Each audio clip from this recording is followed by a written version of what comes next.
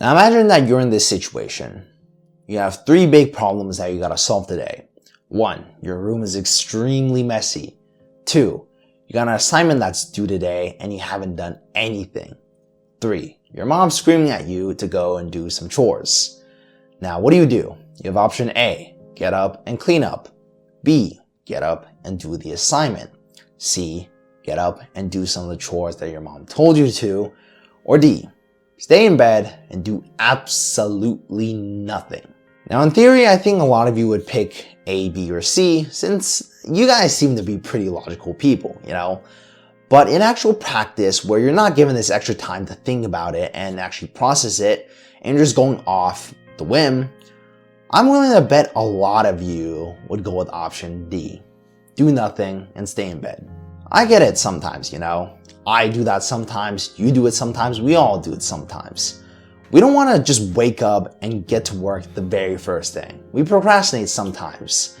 And especially on the weekends when we think we have so much time, it's a lot bigger of an issue. Well, something that procrastination causes is a big problem that I think a lot of people will struggle with. Stress. Stress is something I find other people, and myself included, complain about because, you know, stress is just something that's really annoying to deal with, that's constantly in your mind, reminding you that you gotta do something when you don't really want to do it. But let's define stress in and of itself first. Stress on Google is defined as mental or emotional strain caused by a difficult circumstance or situation. And in this case, the difficult situation is having to deal with 3 responsibilities that you don't really want to do. Your room, your assignment, and the chore that your mom told you to do. But as always, we always have a choice between which option, you know, and in this case, we either have 2 really big options. 1, tackle the issue head on and try and relieve ourselves of some of that stress, or the second option being do nothing and let that stress build up. So at the end of the day, what it really comes down to is just procrastinating less and doing work more. But I'm not gonna go into a bunch of the advice on how to be more efficient, how to procrastinate less. I'm sure you've heard all the standard advice, and I don't think I really have anything extra to offer in terms of that stance, but I will try and offer a different perspective for you to think about. Because in this initial situation, I gave you 4 options, A, B, and C, and D. The first 3 options, A, B, C, are options where you get to work. And I think we could just all bunch that into one big option, work. Another option is just procrastination. But there's actually a lot more than just those 2. Because in the sense of procrastination, you can do a lot of things to procrastinate, right? There's a lot of things in your room right now that I could probably think of that make you procrastinate. The thing that you're watching this video on is probably one of the ways you procrastinate.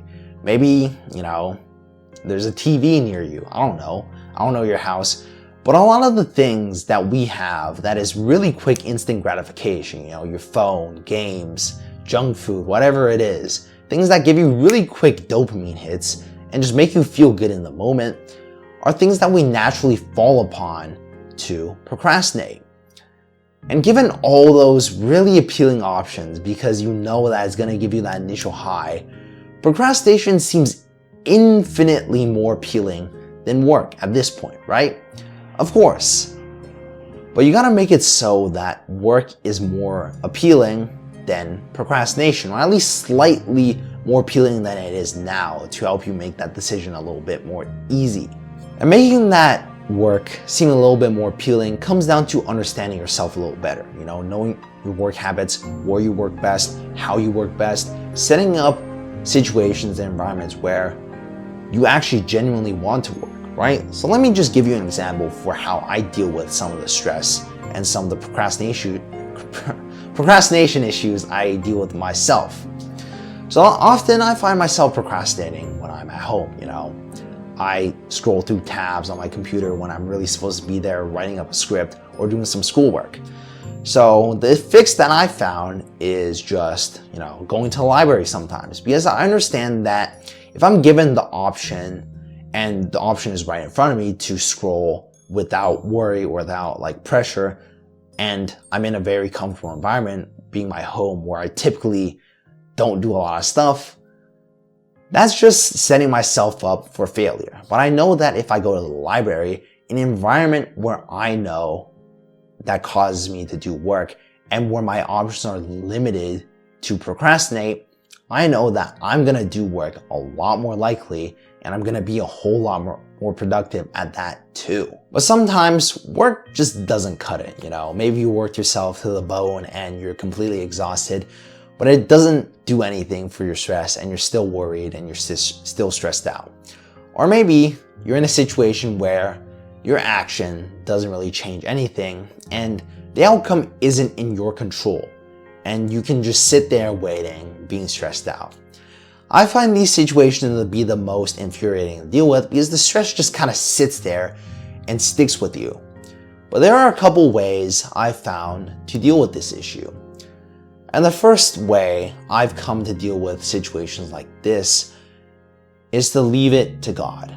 Now, you don't have to believe in God or religion to do this and to replicate this, but the thing you have to understand that's really important is to understand that I've done all I could, or there's nothing that I could do to change this, and so I decided to divert my attention to something else, knowing that there's nothing more that I can do, and I've done all that I could, and it's not in my control, right? And the idea itself, for me personally, is enough to get my mind off stress and to not worry anymore. Because when I just tell myself and to pray to God for a little bit, telling Him to just take care of my worries and telling Him that I understand that everything is according to His plan, that I'm not the one who makes the final call, He is, or the person that's, or thing, or the organization that you're waiting on, whatever you're stressed out about, makes the final call. That makes your life, or at least in my opinion, a lot easier. You're just having that simple idea that you're not the one who makes the final call and you've done all you could really helps me. But a second thing that really helps me is just doing other things, you know.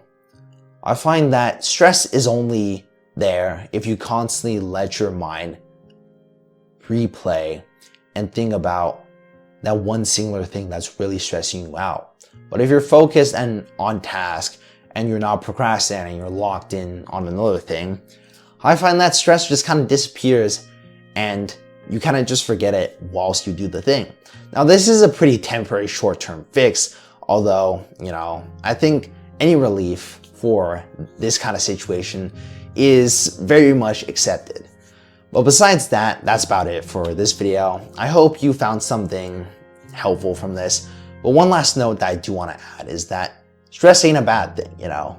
Stress is actually a really good thing if you keep it well managed and in check. Because it's a very great motivator and also tells you what you need to do and when you need to do it. If something feels really stressful, you know that that thing needs to be done now and right now. Or if it's not too stressful, but it's just something kind of like biting the back of your mind, you know that's something that's not too urgent, but still something I should just kind of get to at some point, right? But besides all that, besides all my yapping, I hope this helped you and I really appreciate you sticking to the end here. But besides that, that's about it for me. So just stay consistent, stay disciplined, and keep on building that relationship with God, all right? Now give me a kiss. Mwah.